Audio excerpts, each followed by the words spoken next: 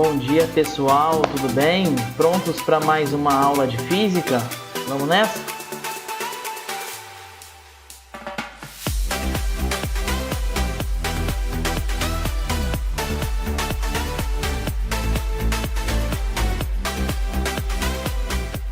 Então, pessoal, bom dia, né? Na aula passada, eu passei para vocês estarem fazendo aquele restinho de aula do 20 até o 22, né? Então nós vamos resolver agora esses exercícios aqui, tá?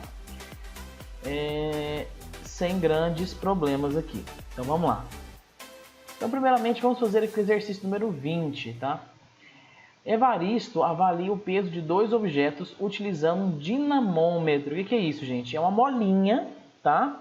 É uma molinha que consegue aí aferir a quantidade de força aplicada ali, né? Cuja mola tem constante elástica de 35 newtons por metro. Inicialmente, ele pendurou um objeto A no dinamômetro e a deformação da mola é de 10 centímetros. Em seguida, retira A e pendura B no mesmo aparelho, observando a distensão de 20 centímetros. Após essas medidas, Evaristo conclui corretamente que os pesos de A e B valem, respectivamente, em newtons. Então, vamos abrir aqui a lousa, gente, para a gente poder fazer esse número 20. Então, olha só, aqui eu separei o seguinte, ó. Eu peguei aqui, prendi uma molinha aqui no teto, né? Ó, tá vendo? Isso aqui é o nosso dinamômetro. E aqui eu pendurei nessa molinha um objeto. No caso aqui, nesse primeiro caso, vai ser um cálculo para o objeto A. Certo? Então, o que eu tenho aqui, gente? O que puxa isso aqui para baixo? O que puxa é o peso, né? Tem aqui o peso puxando esse objeto para baixo, tá? Então, na verdade, a nossa molinha aqui tenta reagir à força-peso. Então, a nossa força elástica aqui, ó, ela fica contrária à força-peso. Como eles estão numa situação de equilíbrio, né? Então, eu posso dizer que a nossa força elástica é igual à força-peso. Não posso dizer que a força elástica é igual à força-peso. Tudo bem? Essa fórmula aqui vai servir tanto para a situação A quanto para a situação B. Então, essa fórmula aqui vai servir tanto para a primeira quanto para a segunda situação, né? Então, força elástica é igual a força-peso. Então, eu quero calcular o peso do objeto A, né? Então, o peso do objeto A vai ser K vezes X. Então, o peso do objeto A será a constante K, que ele forneceu lá, que é 35 newtons por metro. Ó, newtons por metro. E ele diz que deformou 10 centímetros. Não posso colocar em centímetros. Vou colocar aqui, então, em metros. Dá 0,1 metros, né? Então, eu posso falar que nosso peso de A vale aí 3,5 newtons, tá? Esse é o peso de A. Da mesma forma, nós vamos fazer agora para o objeto B, né? Beleza. Então, força elástica é igual a força-peso, né? A situação é a mesma, mudou somente agora o objeto, né? Então, peso de B vai ser igual a K vezes X, mesma situação aqui, só que é o peso de B, né, e não o peso de A. Então, o objeto B vai ter, qual que é a nossa constante? 35 newtons por metro. O que mudou foi o objeto, que agora deformou 20 centímetros, passando para metros, 0,2 metros. Então, o peso de B aqui, então, vai ser de 7 newtons. Você vai marcar qual alternativa? A que tem 3,5 e 7. 3,5 e 7 aqui, você vai marcar nesse caso a letra A. Tudo bem? Bom, gente, essa foi a resolução do exercício número 20. Vamos passar aqui agora para o exercício de número 21, tá? Que fala o seguinte, ó. O diagrama representa uma mola com um prato de balança preso numa das extremidades. Quando se tem o prato e a mola na figura 1, lê-se 20 centímetros à direita. Então, ó, observa a situação aqui comigo, ó. Isso aqui é a situação 1, tá só o prato de pendurado na molinha e esse prato e a molinha juntos deformam 20 centímetros, né? Depois, coloca-se no prato um objeto de 50 gramas e a leitura passa a ser de 25 centímetros. Então, você vem aqui, coloca um objeto, esse objeto tem 50 gramas, ele passa então aqui a ter, ele pesa mais, obviamente, ele passa a ter 25 centímetros ali de deformação, né?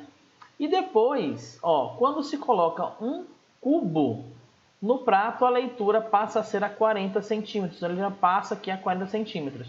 E ele quer saber qual é a massa do cubo. Gente, não é difícil, tá? É bem tranquilo, né? O que a gente pode fazer? Deixa eu apagar aqui a lousa. Só apagar aqui rapidinho, gente. Vamos fazer aqui então a questão número 21, né? Epa. Deixa eu pôr aqui de novo. Aqui. Questão de número 21. Vamos lá então.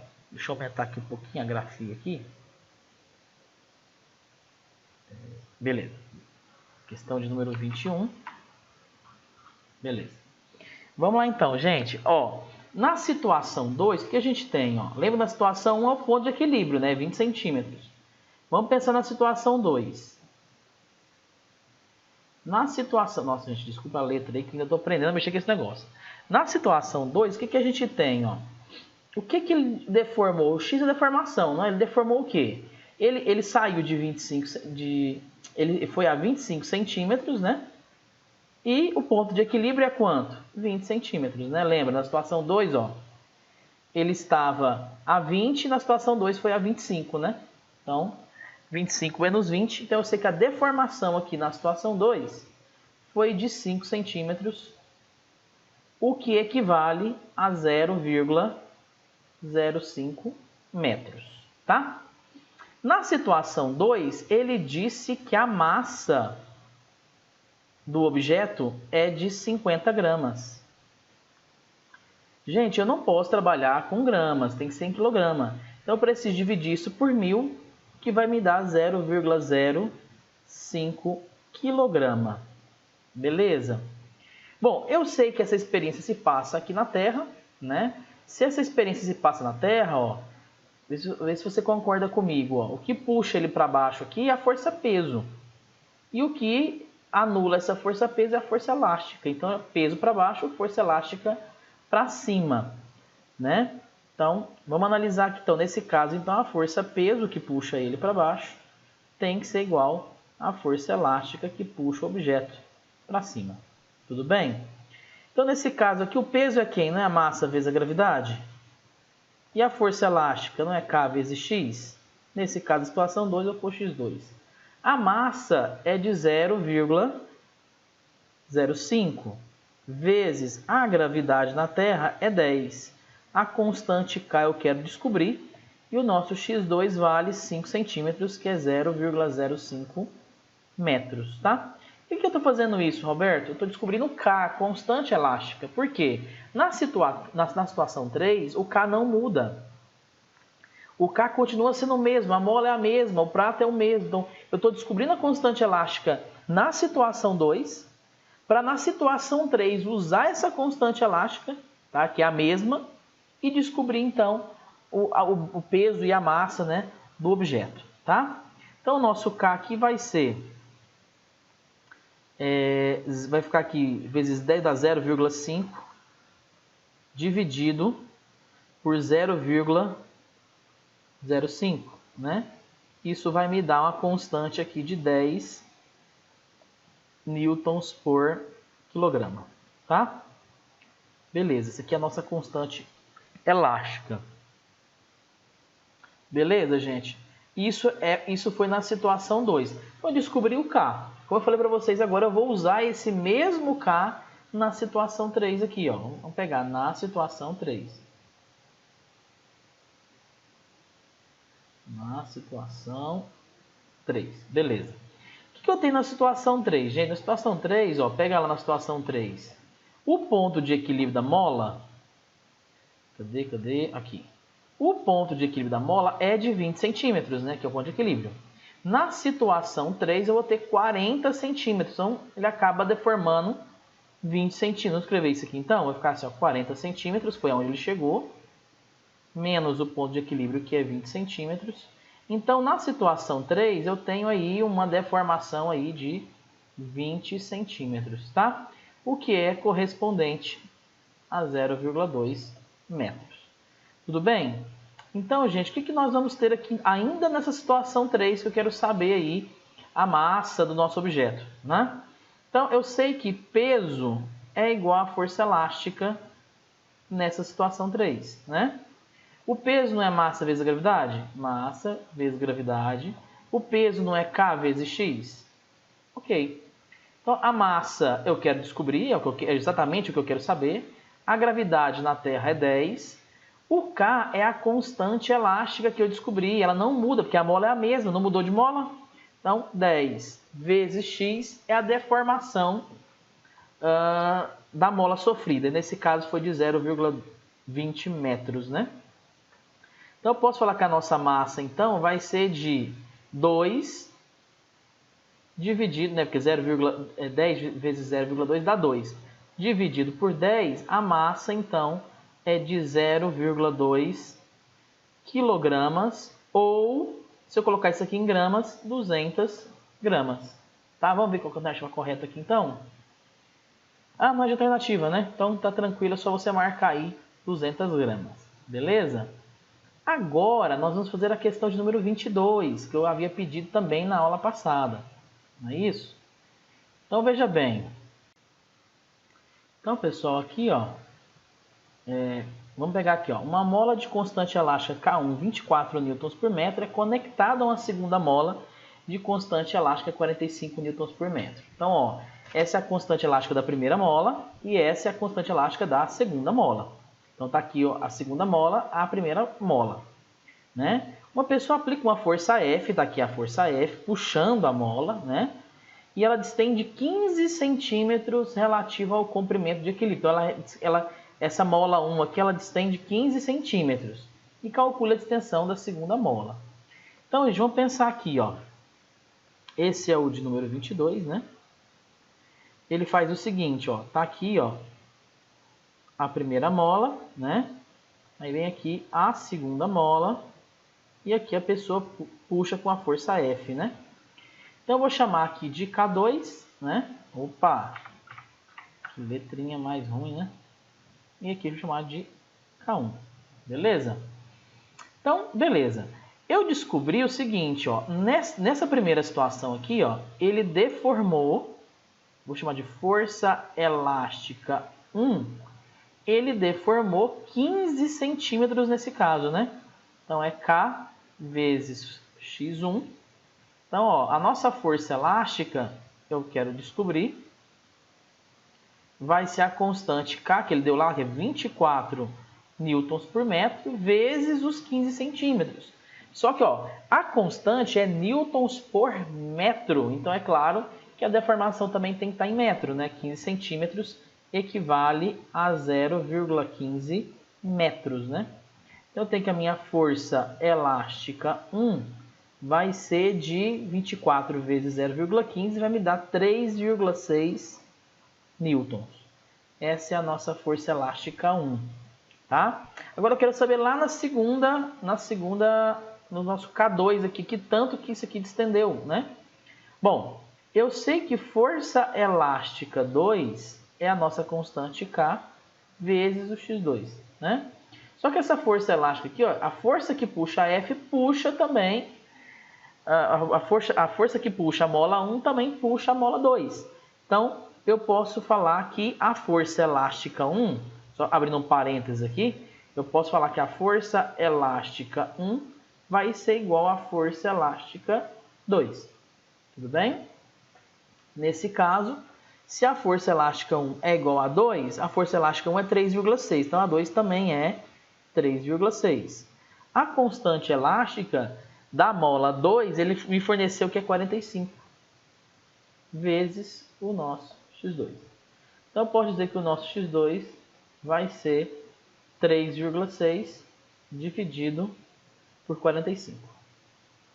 3,6 dividido por 45 vai me dar aqui 0,08 metros, o que corresponde a 8 centímetros.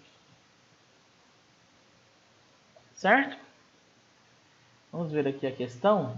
Não é de marcar X, então 8 centímetros é isso aí, tá, galera?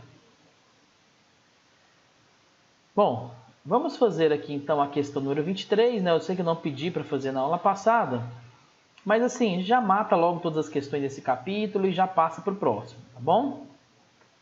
A questão número 3 fala o seguinte, ó. A mola da figura tem constante elástica 20 newtons por metro e encontra-se deformada de 20 centímetros sobre a ação do corpo A, cujo peso é 5 newtons. Nessa situação, a balança graduada em newtons marca quanto, gente? O que vai acontecer nesse caso? Opa, deixa eu apagar aqui a lousa para mostrar para vocês o que acontece nesse caso. Ó. Pensa comigo, ó. Tá aqui o nosso objeto. Deixa eu pôr mais para baixo. Tá aqui o nosso objeto em cima da balança, certo? O que puxa esse objeto para baixo? Exclusivamente a força peso. Não tem outra força que puxa esse objeto para baixo, né? Então, por enquanto, nós temos a força peso. Para cima, nós temos duas forças, né? Como o objeto está apoiado em cima da balança, ele tem a normal, que empurra ele para cima aqui também, tá? E tem também, empurrando ele para cima, a força elástica, né? Porque a mola está puxando o objeto para cima, tá? Nesse caso, gente, eu posso falar que a normal mais a força elástica é igual à força peso, né? A normal mais a força elástica. As duas juntas têm que ser igual à força peso. Como o objeto está numa situação de equilíbrio, né? A normal e a força elástica anulam a força peso, tá? Gente, nesse caso, a balança não vai marcar o peso, porque tem a força elástica, né, puxando o objeto também para cima. Então, nesse caso, o que vai marcar a força, o peso da balança é a normal, né, porque você tem que descontar a força elástica que está puxando ela para cima. Então, o que nós temos que encontrar nesse exercício aqui é a força normal. Então, vai ficar normal mais a força elástica é K vezes X, que é igual a força peso. Nesse caso aí, vamos ver o que ele forneceu para a gente. Ó. Ele disse que o peso é de 5 newtons, tá? E a deformação é de 20 centímetros. Então, beleza. Então, ó, vai ficar normal mais a constante é 20 newtons por metro, vezes deformou 20 centímetros, que é 0,2 metros, e o peso ele disse que é 5.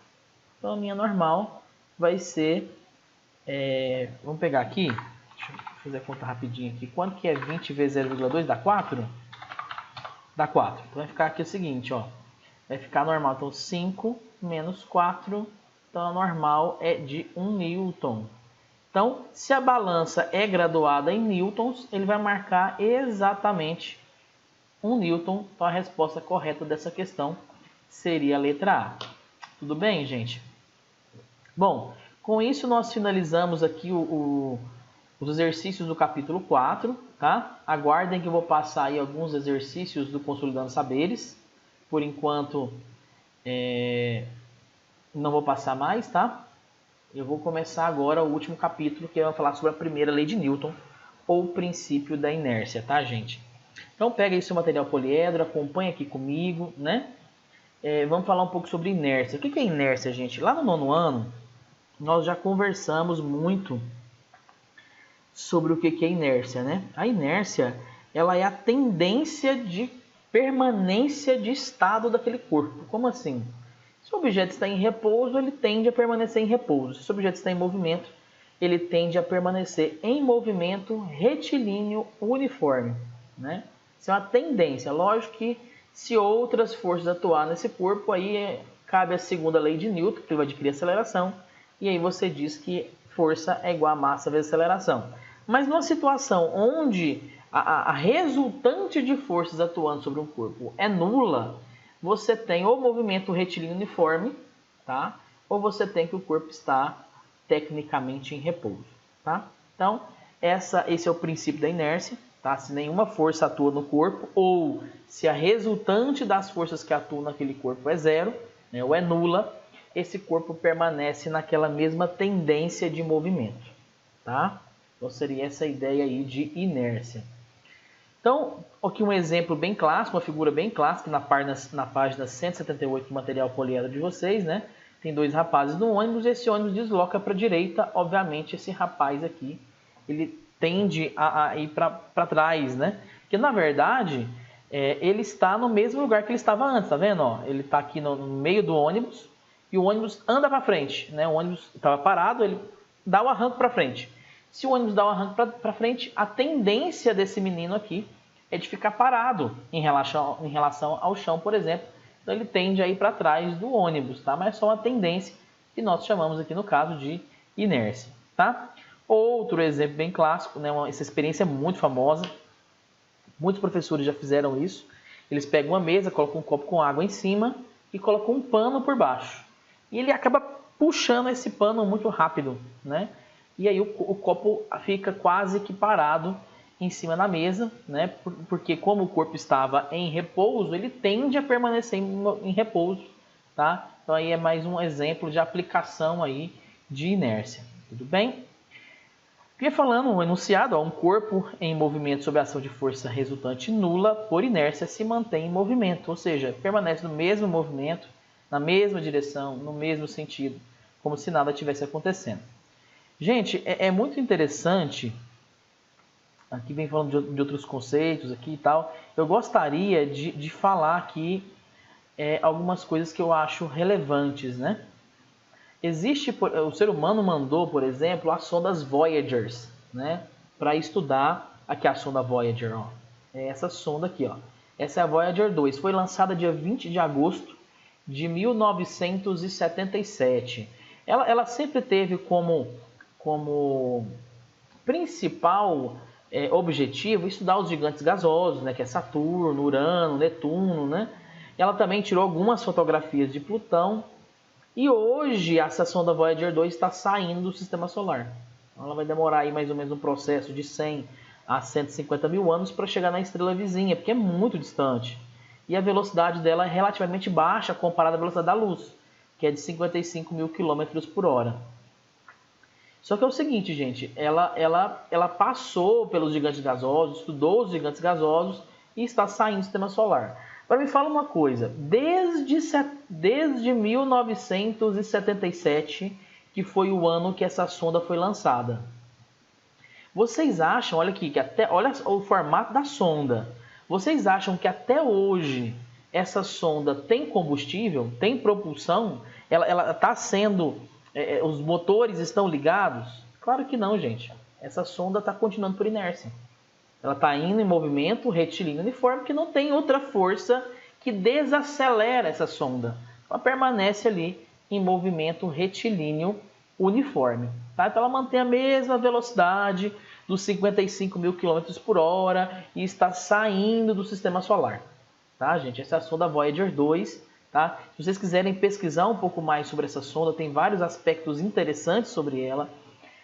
Para quem ainda não sabe, acho que eu já comentei com vocês, inclusive no ano passado, os seres humanos que criaram essa sonda anexaram a ela um disco de ouro, né, contendo uma série de informações, como o formato do nosso corpo, o formato do DNA, né, a nossa exata posição na Via Láctea, e dentre outras informações relevantes e vários sons, né, foram gravados nesse disco de ouro, um disco de vinil, né, vários sons gravados, colocou ele, como é que fala?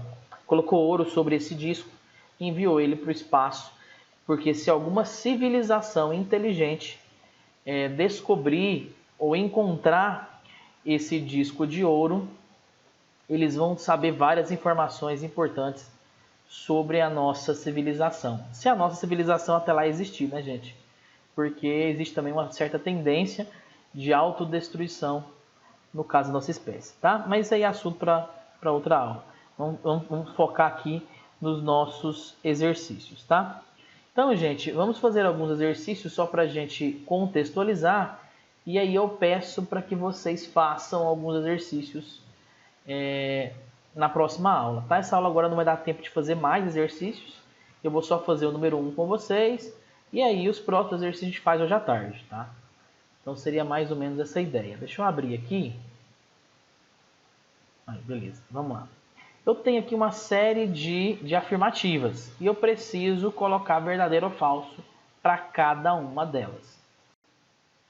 Então aqui, ó, se um corpo está em repouso, ele continuará em repouso a menos né, que uma resultante não nula haja sobre ele. Gente, se ele está em repouso, você não aplica nenhuma força sobre ele, ele permanece em repouso. Mas se você aplica uma força não nula sobre ele, ele começa a deslocar. Então é verdadeiro essa primeira alternativa. A segunda, um corpo em movimento não pode estar em equilíbrio. Por que não, gente? Olha a sonda Voyager, né? Que está numa velocidade de 55 mil km por hora. Foi lançado lá em 77. Ela tem movimento e ela está em equilíbrio, porque a resultante das forças que anulam sobre ela é zero, porque ela já saiu do sistema solar, então ela nem sequer tem a força de atração gravitacional do Sol. Então isso aqui é falso, tá? Porque um corpo pode sim estar em movimento e pode estar em equilíbrio, ou seja, ter aceleração zero, ter movimento retilíneo uniforme, tá? A terceira, se apenas duas forças não nulas agem em um corpo em equilíbrio, então essas forças são perpendiculares e de mesma intensidade. Gente, veja bem, ó, se apenas duas forças agem em um corpo em equilíbrio, duas forças, então essas forças são perpendiculares e de mesma intensidade. Não são perpendiculares. O que é perpendicular? Forma um ângulo de 90 graus. Se você tem duas forças, uma para cá, uma para cima, né? Assim, uma para a direita aqui, né? Todas duas de, sei lá, de 1 newton, vai dar raiz de 2 para cá, ó, na diagonal. Para elas se anularem, tem que ser um para cima, outro para baixo, e não perpendicular. Perpendicular é 90 graus, né? No caso, tem que ser 180 graus. Então, isso aqui é falso. Para uma força anular a outra, tem que ser 180 graus e ter a mesma intensidade. E não 90 graus, porque ele falou aqui, ó, perpendicular. Perpendicular significa 90 graus. Então, isso aqui é o quê? Falso, tá? Se fosse 180 graus, seria verdadeiro, porque uma ia anular a outra, né? E beleza, tá? Quarta afirmativa. Se apenas duas forças agem em um corpo em equilíbrio, então essas forças têm mesma direção e intensidade, mas sentidos contrários. Então, se tem só duas forças e ele está em equilíbrio, agora sim essa é verdadeira, porque eles estão em sentidos contrários, ou seja, um está para a direita, outro está para a esquerda, 180 graus, um anula o outro. Aí sim você tem a alternativa verdadeira. A quarta, então, é verdadeira. Vamos ver aqui a quinta alternativa. Se um corpo está em movimento retilíneo uniforme, então ele está em equilíbrio. Mais uma vez, lembre-se que se a resultante das forças que atuam sobre um corpo, ela é nula, esse corpo vai estar em movimento retilíneo e uniforme. Então, ó, 1, 2, 3, 4, 5, agora é a sexta, né? Sexta afirmativa. Vamos ver aqui agora. Se a resultante das forças em um corpo for nula, se a resultante das forças em um corpo for nula, então ele está em repouso. Não, falso. Ele pode estar em repouso ou em movimento retilíneo uniforme. Ele pode estar ou em repouso ou em movimento retilíneo uniforme. Como ele não falou isso, ela fica sendo falsa, tá? Sétima questão. Se o corpo está em repouso, então nenhuma força age sobre ele. Ele pode estar parado e ter sua força-peso. Então, e força-peso é um tipo de força. Então, é falso também. A próxima. Um corpo em movimento retilíneo uniforme obrigatoriamente está sujeito à ação de forças? Falso. Ele pode ter nenhuma força atuando sobre ele. Lembra lá no caso da sonda que está saindo do sistema solar, não tem mais nenhuma força atuando sobre ela. Então, e ela mantém o mesmo movimento retilíneo uniforme, né? Então, isso aqui é falso, né? Para um corpo permanecer em movimento retilíneo uniforme, nenhuma força pode agir sobre ele. Opa, nenhuma pode agir? Pode agir, desde que a mesma força que há para um lado vai para o outro, uma anula a outra. Pode agir outras forças, desde que a somatória vetorial dessas forças seja zero, ou seja, nula. Então, nesse caso, é falso, porque desconsiderou isso que eu acabei de falar. Um corpo sujeito a única força não nula não pode estar em equilíbrio. Então, ó, Um corpo sujeito a uma única força não nula não pode estar em equilíbrio. Ah, gente, tem aquele negócio, né? Que se eu pegar a força e aplicar no mesmo corpo, ele não é considerado uma força externa. Por exemplo, se você puxa o cadarço do seu tênis para cima, por exemplo, você não consegue flutuar, né? Uma força aplicada sobre o próprio corpo, uma única força aplicada sobre o próprio corpo não causa nenhuma tendência de movimento. A menos que você relacione duas coisas. Por exemplo, se eu empurrar a parede aqui, eu vou acabar deslocando para o outro lado, né? Aí sim você tem a aplicação de uma força em outro corpo. Aí está envolvendo dois corpos, né? Eu e a parede. Se você tem um único objeto, uma única força, ele, no caso aqui, fala que não vai estar em equilíbrio, ele vai estar em equilíbrio. Isso aqui é falso, tá? Lembre-se disso. Para que uma força resulte em deslocamento, resulte em alguma coisa, tem que ter dois objetos, né? Um aplicando força no outro. Se você aplicar força em você mesmo, não vai resolver nada. É a mesma coisa se você pegar seus pés e puxar eles para cima na tentativa de sair flutuando por aí, o que não vai acontecer, tá? Um corpo em equilíbrio pode ter resultante não nula. Gente, um corpo em equilíbrio, ele só pode ter resultante nula. Então, isso aqui também é falso. Então, ficou só verdadeira a primeira, a quarta e a quinta. O restante é tudo falso. Tá bom? Então, eu fiz com vocês a questão número 1, expliquei esse capítulo para vocês. Espero que vocês tenham gostado dessa aula e à tarde nós vamos resolver aí mais exercícios, ok? Até lá, galera!